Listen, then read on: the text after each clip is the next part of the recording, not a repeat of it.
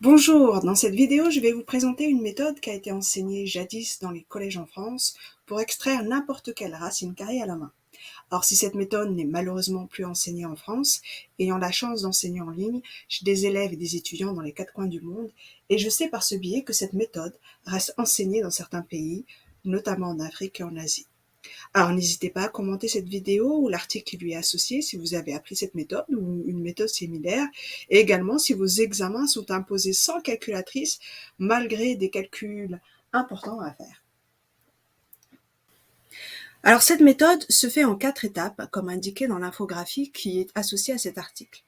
Donc les étapes 3 et 4 sont à répéter autant de fois que nécessaire pour trouver soit un reste nul, soit une valeur approchée de votre racine carrée. Alors commençons par un exemple. Racine de 6241.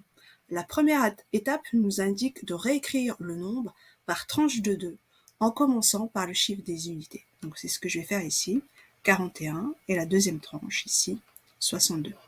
J'écris ma racine et je vais écrire une potence. Voilà pour la première étape. La deuxième étape, donc je prends ma première tranche, ici, qui est 62, et je me pose la question, quel est le nombre au carré qui est le plus proche de 62 sans dépasser 62. Donc ça peut être que 7, parce que 7 au carré, 49, alors que 8 au carré, c'est 64. Et je retranche le résultat ici. Donc 62 moins 49, 13. Je descends ensuite ma deuxième tranche. Voilà pour la première étape. Deuxième étape. Pour le moment, je sais que la racine carrée va commencer par un 7. Donc, je prends ce 7 et je vais le doubler, 14. Je vais écrire un produit, une multiplication à trous. Et le but ici est de retrouver le chiffre manquant de telle sorte que le résultat de cette multiplication soit le plus proche de 1341, mais sans le dépasser. Alors, pour ce faire, il y a une méthode. Donc là, on passe à la quatrième étape. Donc, pour retrouver ce chiffre manquant, je vais détacher le chiffre des unités, ici 1, et je vais me poser la question, combien y a-t-il de 14 dans 134?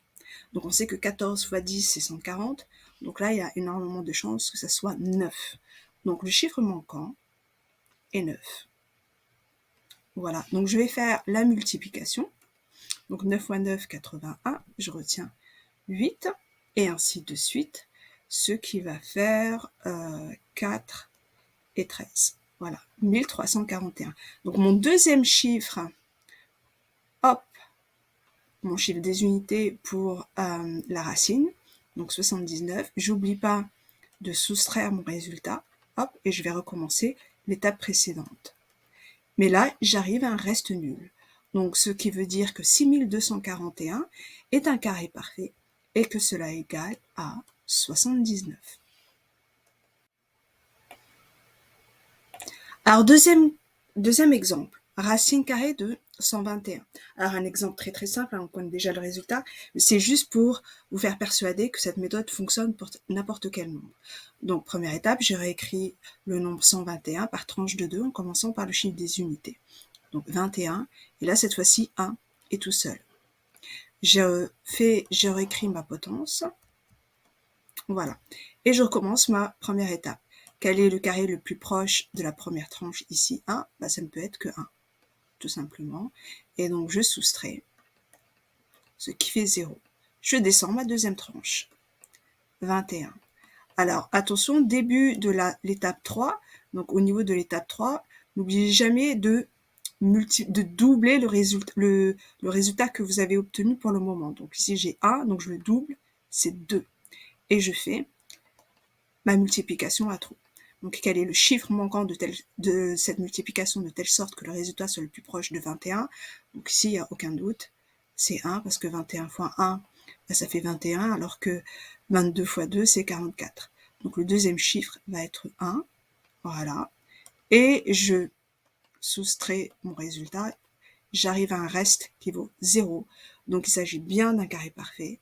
Et donc mon résultat, racine de 121 égale à 11.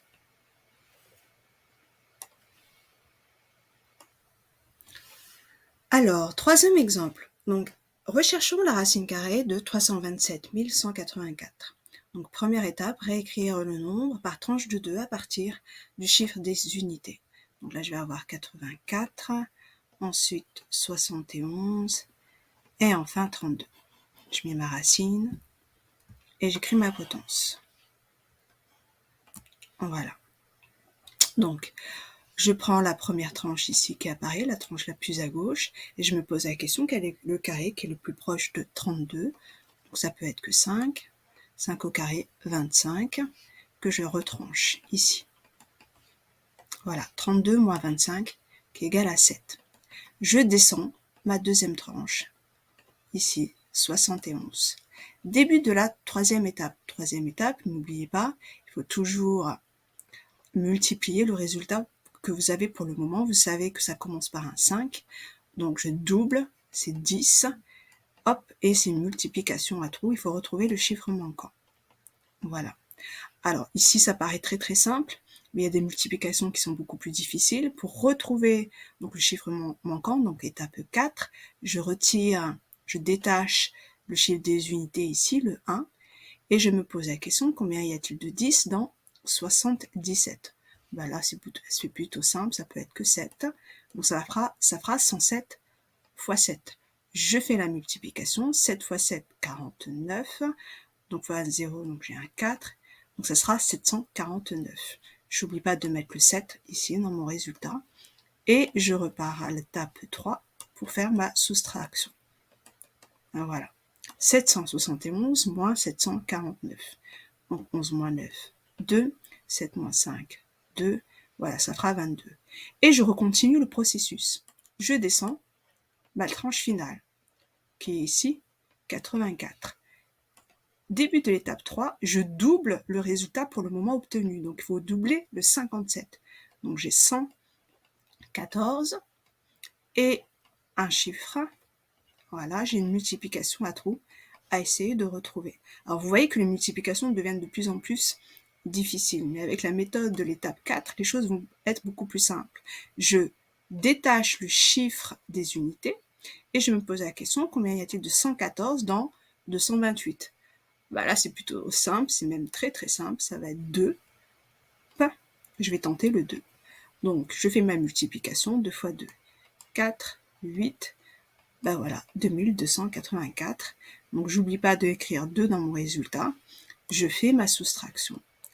Et là, j'arrive bien à un résultat nul, donc ce qui veut dire qu'il s'agit encore une fois d'un carré parfait et que la racine carrée de 327 184 égale à 572.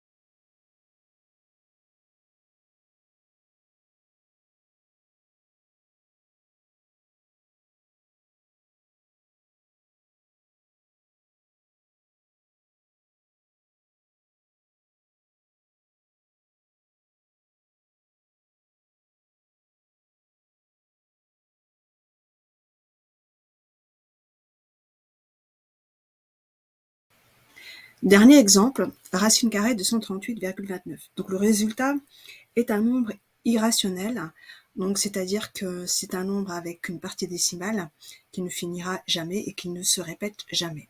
Donc ici, le processus 3 et 4 sera à faire autant de fois que nécessaire que vous souhaitez une approximation de ce nombre.